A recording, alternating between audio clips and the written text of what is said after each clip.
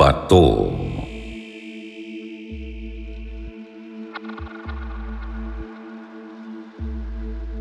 Magandang gabi, mga kasityo bangungot.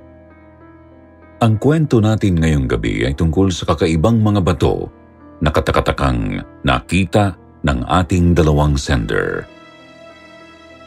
Misteryosong mga batong bigla-bigla na lang naglalaho at tila ba nababalot ng hiwaga.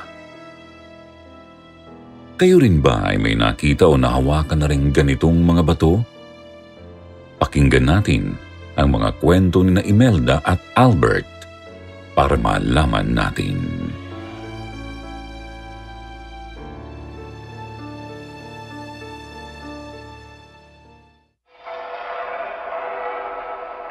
Mga bato.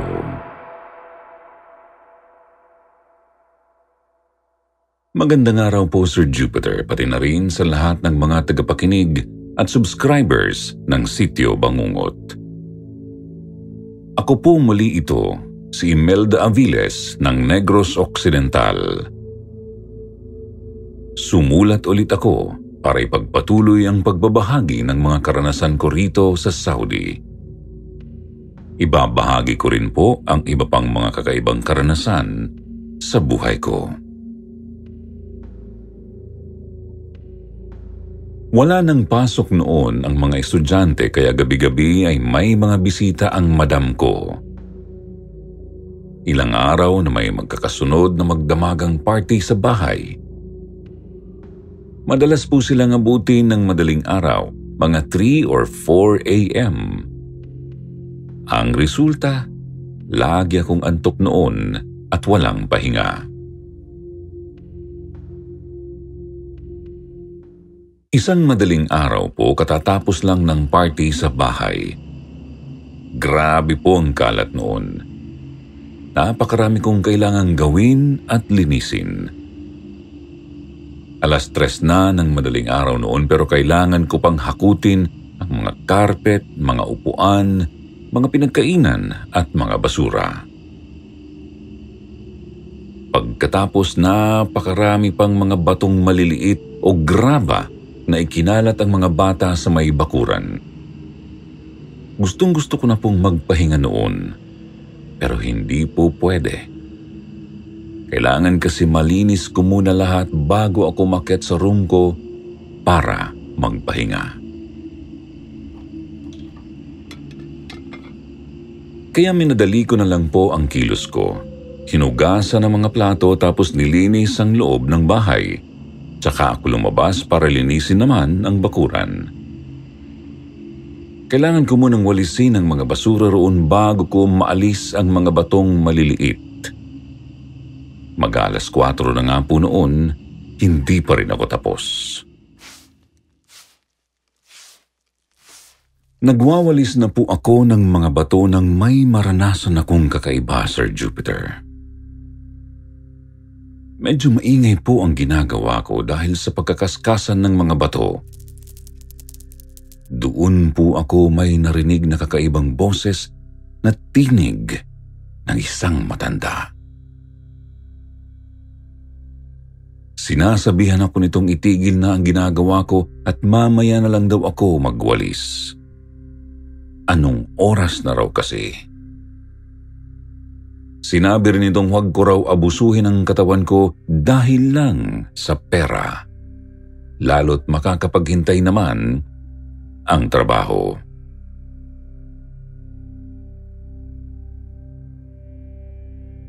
Tumingin ako sa bahagi kung saan natukoy kong pinagmumulan ng boses. Pero wala naman akong nakitang tao roon. Kaya ipinagpatuloy ko na lang ang pagwawalis. Ngunit mas lalo kong binilisan. Maya-maya pa po narinig ko na naman ulit ang boses. Pasigaw nitong sinabi sa aking itigil ko na ang ginagawa ko dahil ang ingay-ingay ko raw.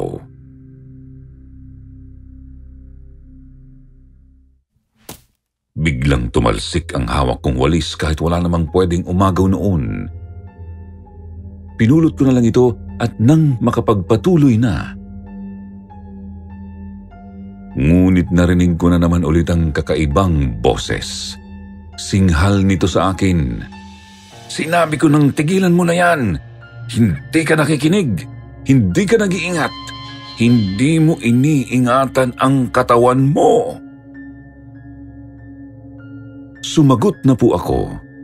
Sinabi kong ngayon ko natatapusin ang paglilinis kasi masyado nang mainit kung sa tanghali ko pa gagawin. Sinabi naman ng boses na basta ba, bilisan ko lang daw at babantayan daw niya ako. Kaya mas lalo ko pang binilisan ang pagwawalis hanggang sa naalis ko na ang maliliit na mga bato.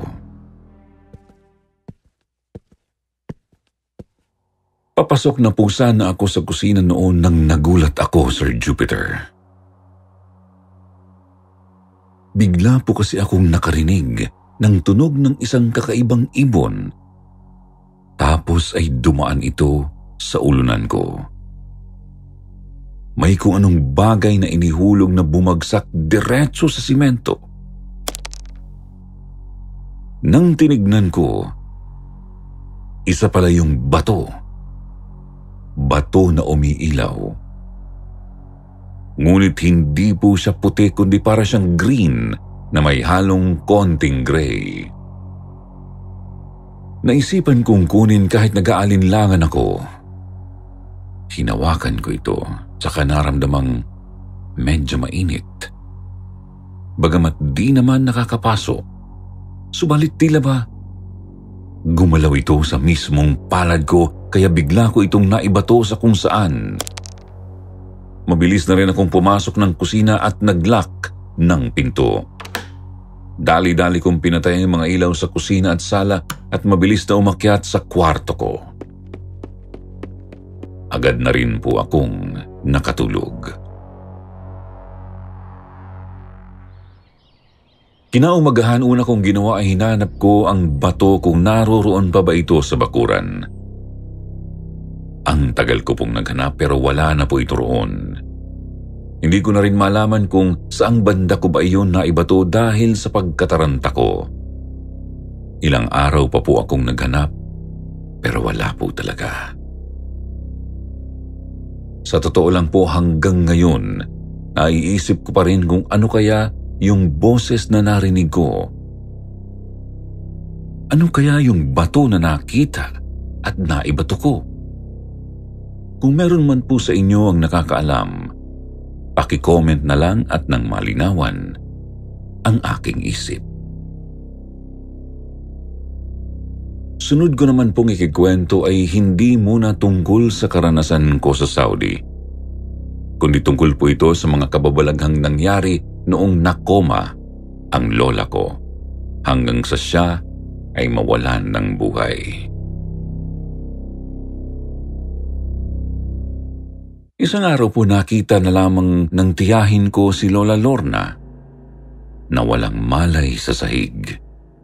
Hindi po magising-gising tapos naghihilik at basa ang palda. Agad na isugod si Lola sa ospital. Doon ay nalamang inatake pala ito ng high blood at na-stroke. Nagkaroon din ng pasa ang kanyang ulo kasi natumba ito ng atakihin at nabagok. Yun ang itinuturong dahilan kung bakit na comatose si Lola. Sir Jupiter, busy at may kani-kanyang pamilya na ang mga anak ni Lola Lorna.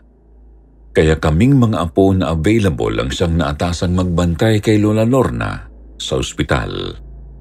Ako at ang dalawa kong first cousins na itago na lang po natin sa mga pangalang Trixie at Alexa. Ako po ang mas nakatatanda sa magpipinsan kaya ako ang palaging nakamando sa kanila. Nagtagal na po kami ng 3 weeks sa ospital pero walang pagbabago sa lola namin. Tulog pa rin. Isang gabi po naiwan akong mag-isa na nagbabantay kay Lola sa kanyang kwarto. Private room po yun. Nakapikit pa rin siya at tulog. Nagulantang na lang ako nang bigla pong huminto ang kanyang oxygen kaya napasigaw ako, tuminga agad ng tulong sa mga nurse. Nagsidatingan naman po agad ang mga nurse pero sinabihan nila akong hindi naman daw huminto ang oxygen ni Lola. Nagtataka ko namang sinabi sa kanila na kitang-kita ko pong huminto talaga yun at hindi na humihinga si Lola. Sagot lang ng nurse sa akin na mag-relax lang daw ako at baka pagod lang ako.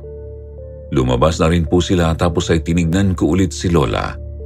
Kita kong totoo ngang humihinga naman siya. Subalit nahintakutan ako ng may isang tila itim na usok na lumabas sa kanyang paanan. Para itong itim na ipo-ipong pormang tao kong titignan. Pagkatapos ay lumusot po ito papalabas sa nakasaradong bintana.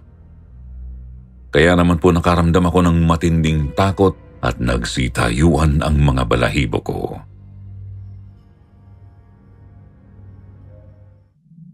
Maya-maya pa po ay dumating na rin ang dalawa kong pinsan at may daladala na silang mga pagkain.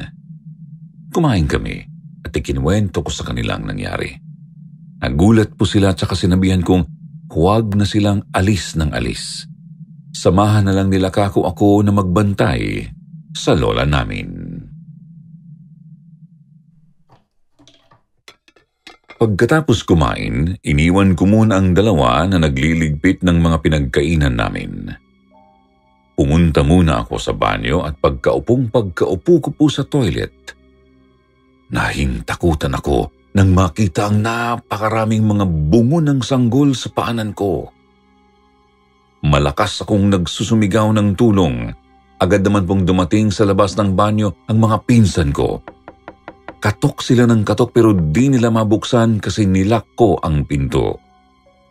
Hindi naman ako makatayo para buksan yun kasi nga nasa paanan ko ang mga ulo.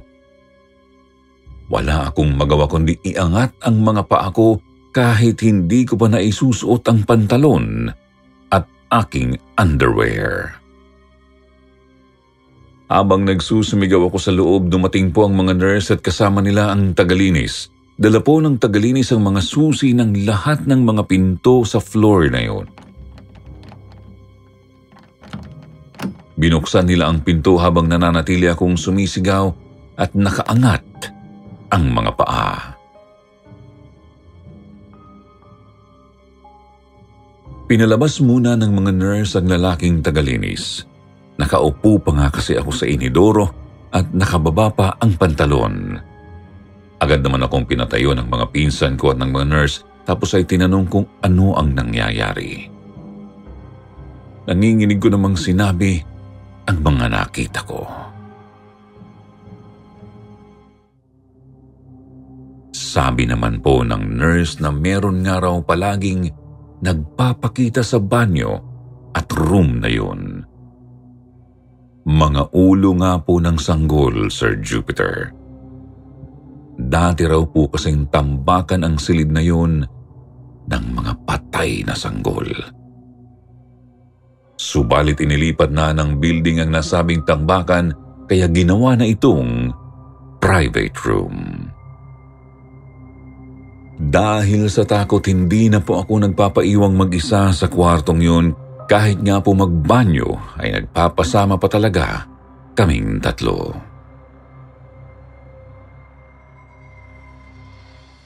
Pagkalipas ng ilang araw, isang gabi po noon, kailangan kong labhan ng aking mga damit.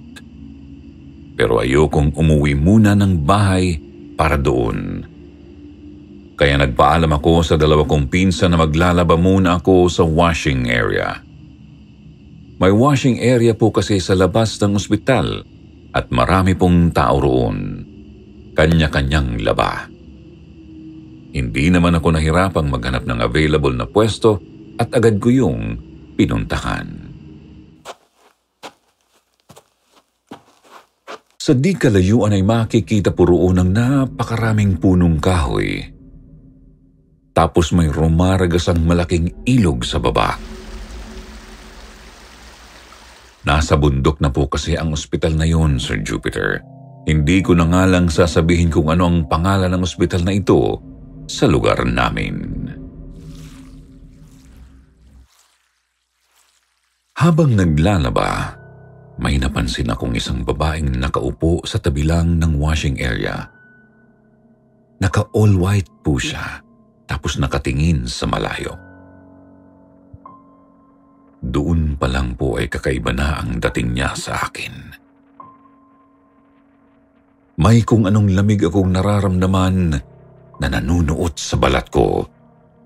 Kaya hindi ko maiwasang sulyap-sulyapan ang babae habang naglalaba ako.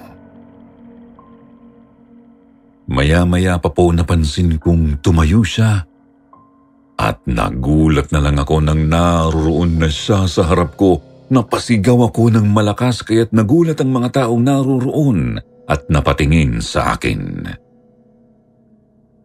Tinanong nila ako kung ano raw ba ang nangyayari sa akin pero hindi na po ako nakasagot. Nawala na rin po kasing bigla ang babae. Hindi ko na rin po siya nakita ulit. Dali-dali na lang akong bumalik sa loob ng ospital. 12:00 ng gabi noon, Sir Jupiter, tahimik na ang lobby. Iilan na lang ang nakikita kong gising na mga bantay. Saka wala na rin yung ibang mga nurse. Pumasok ako sa kwarto ni Lola at nakitang tulog na ang mga pinsan ko. Nagdadalawang isip akong ilagay sa banyo ang sabon kasi baka makita na naman akong kung ano. Kaya sa mesa ko na lang muna nilagay. Maya-maya pa po ay may narinig akong iyak ng sanggol. Noong una akala ko doon lang yun sa kabilang kwarto. Siguro may bagong panganak. Kaya hinayaan ko na lang. Umupo na lang ako habang tulog pa rin ang dalawa.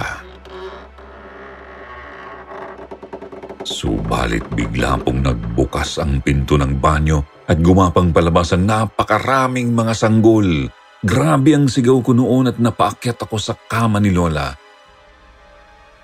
Nagising naman ang dalawa kong pinsan at pinagtawanan ako. Sabi ko sa kanila, ayoko na. Bukas kayo na lang ang magbantay kay Lola. Hindi na ako babalik.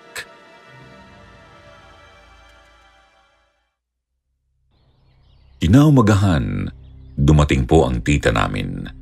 Napagdesisyonan pala nilang ilabas na lang ang Lola. Kasi malaki na ang bill at hindi pa rin siya nagigising. 1 buwan na po kami sa ospital noon kaya nilagyan na lang po si Lola ng NGT o yung tubo kung saan idadaan ang kanyang pagkain.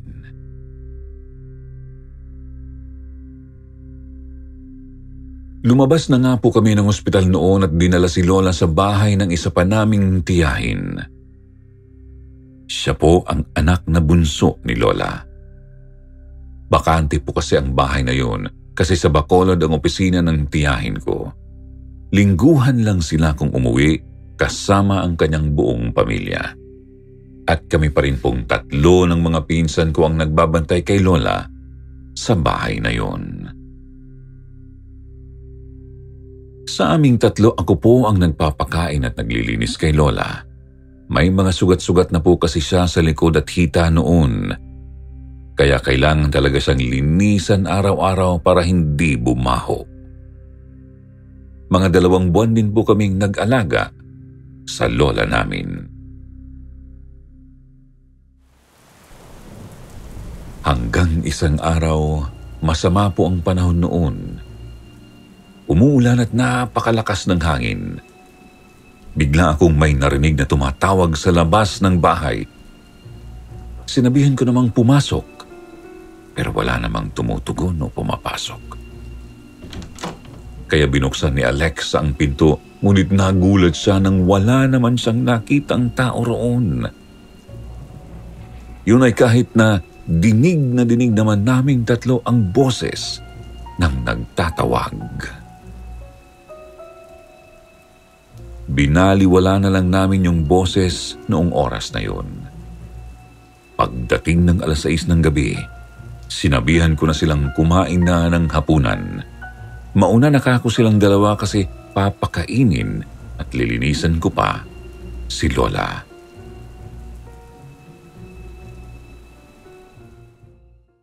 Kumakain na po ang dalawa sa kusina habang abala ako sa paglilinis kay Lola. Sabi ko, "Lola, ang hirap na po ng kalagayan ninyo. Sobrang sakit po tignan, ang dami nyo ng sugat. Ayoko man pero magpahinga na po kayo, La. Nasasaktan po ako para sa inyo tuwing nililinis ko ang mga sugat nyo." Ilang sandali lang po ay biglang umungol si Lola, Sir Jupiter.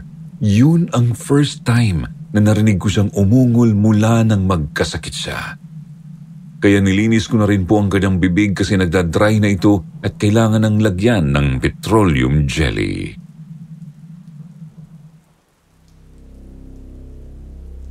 Habang nililinisan ko ang kanyang bibig, nagtaka ako kasi may iniluwa si Lola. Kumuha ako ng tissue para kunin yun.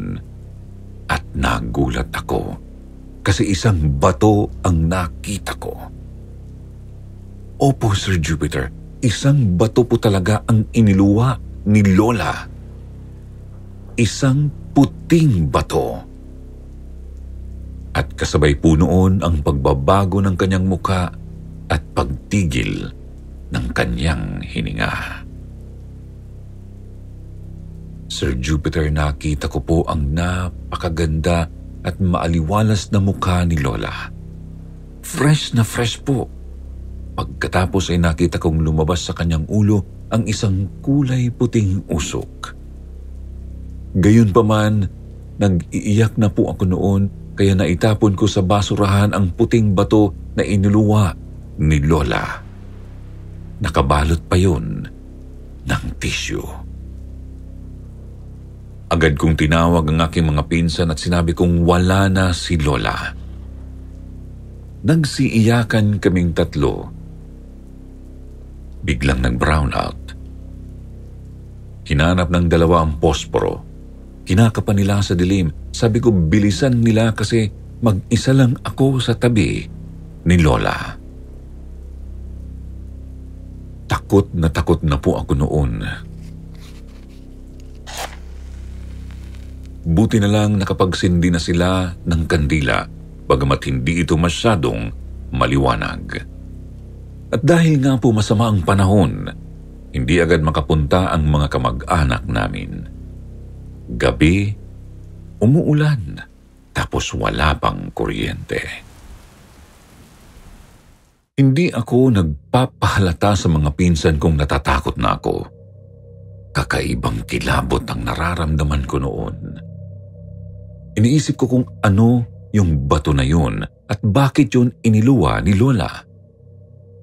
Nararamdaman ko na rin natatakot na ang dalawa kong pinsan kaya nanatiling hindi ko ipinapakita sa kanila ang kilabot na nararamdaman ko. Nagtapang-tapangan na lang ako habang nakaupo sa tabi ni Lola. Pumanaw po si Lola ng 10 p.m., Sir Jupiter.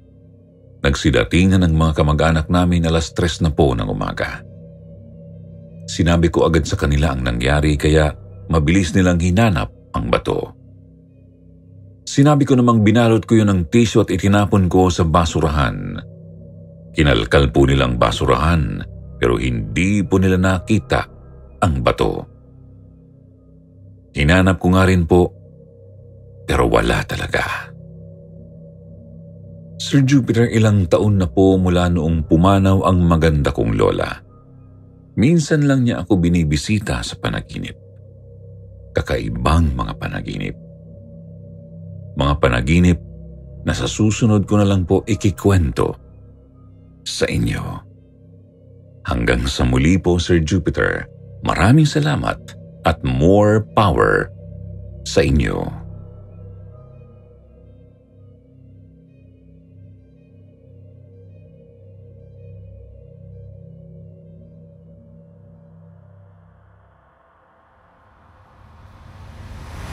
Pulang Bato.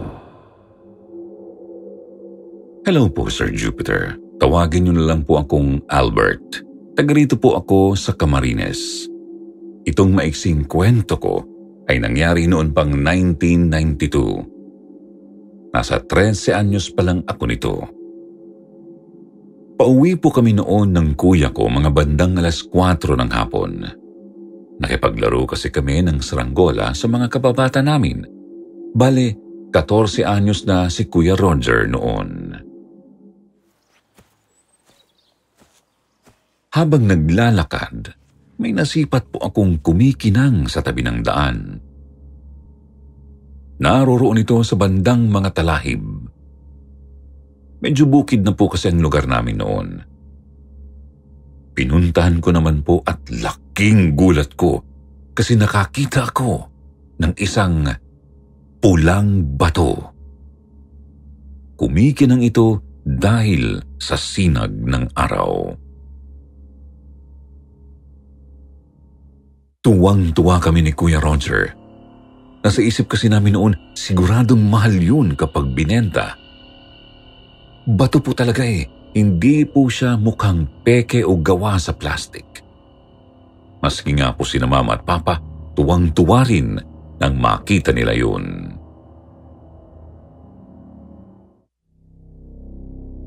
Nilagay ni Papa ang bato sa may altar. Sabi niya dadalhin daw niya sa syudad kapag magdi-deliver siya ng mais.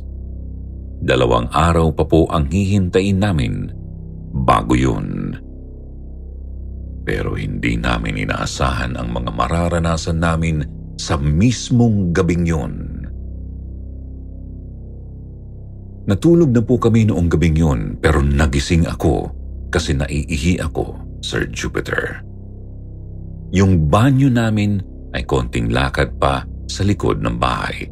Kaya nakagawian na namin ni Kuya na doon umihi sa may mga damo sa gilid ng bakuran. Nang matapos na ako, babalik na sana ako sa loob. Ngunit, biglang may narinig akong mga yabag mula sa kung saan. Yung bang natatapakan ang mga damo at tuyong dahon. Nagpalinga-linga ako at may nakita akong matandang lalaki doon sa may kakahuyan. Tumayo siya at tumitig sa akin. Sa di may paliwanag na dahilan ay bigla rin akong nakaramdam ng kilabot noon.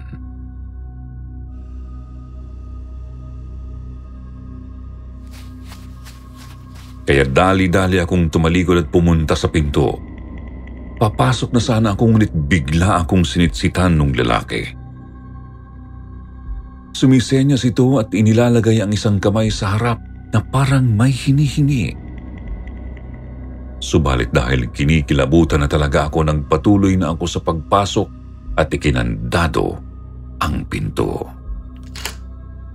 Humiga ako sa banig namin ni Kuya doon sa may sala. Maliit lang kasi ang bahay namin, kaya doon kami natutulog. Hindi po ako makatulog kasi iniisip ko yung matanda. Iniisip ko kung ano ang kailangan niya sa akin o kung may sira lang ba yun sa isip. Tanaw ko rin yung bato sa altar. Kumikinang ito dahil sa liwanag na nagmumula sa lampara.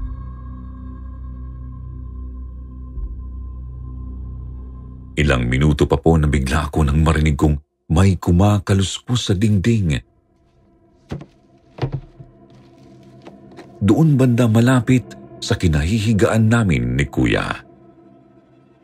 Kahit nga po si Kuya ay nagising din, malakas kasi ang kaluskos. Ramdam talaga namin gusto nitong butasin ang dingding.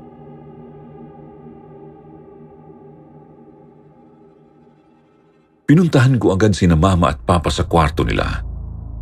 Nagising naman po sila agad. Ngunit hindi pa man kami nakakalabas ng kwarto, naggulat na lang kami nang sumigaw ng malakas si Kuya. Dali-dali kaming tumakbo at nakita naming may butas na sa dingding. Baklas na yung isang tablang kahoy.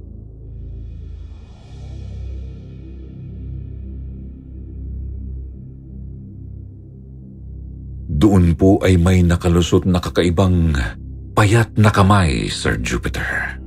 Napakahaba at napakatalas ng mga kuko nito, tapos kulay itim. Kapansin-pansin ding kulukulubot ang balat, tsaka nakaumbok ang mga ugat. At sumisenyas ito na parang may hinihingi.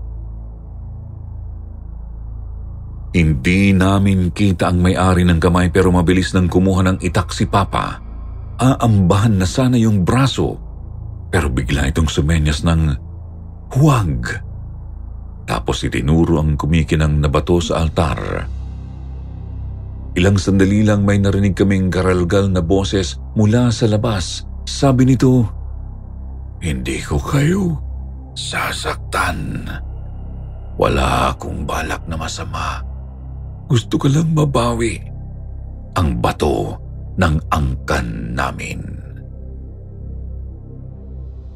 Nagkatinginan kaming apat sa loob. Halata sa mga mata namin ang magkahalong pagkabahala, takot at pagtataka. Subalit nagpasya bigla si Mama na ibigay na lang namin para wala ng gulo.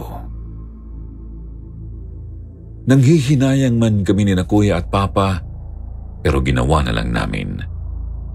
Tama naman si Mama eh. Dahan-dahang inabot ni Papa ang bato sa palad na nakalusot sa dingding. Tapos ay kinabig din ng kung anong nilalang ang kanyang braso. Pagkatapos may inihagis ito papasok sa butas ng dingding. At nakita naming isa pala yung singsing na may perlas. Nagpasalamat ang nilalang sa amin, tapos ay naramdaman na naming umalis. Nakahinga naman kami ng maluwag nang maisip ni Mama na baka pwedeng ibenta yung singsing. Yun nga po ang ginawa ni Papa nang makapunta siya sa syudad. Ilang libo rin ang halaga nun. Hindi ganong malaki, pero nakatulong din sa amin kahit papaano. Sir Jupiter, ngayon po gusto ko sanang magtanong sa inyo at sa mga listeners. Anong bato kaya yung napulot namin ni Kuya? Yung kumuha sa bato, aswang kaya yun? O engkanto? Opo, matagal na yun, pero gumugulo pa rin talaga sa isip ko. Hihintayin ko po mga kasityo ang inyong mga kuro-kuro. Hanggang dito na lang po, Albert ng Camarines.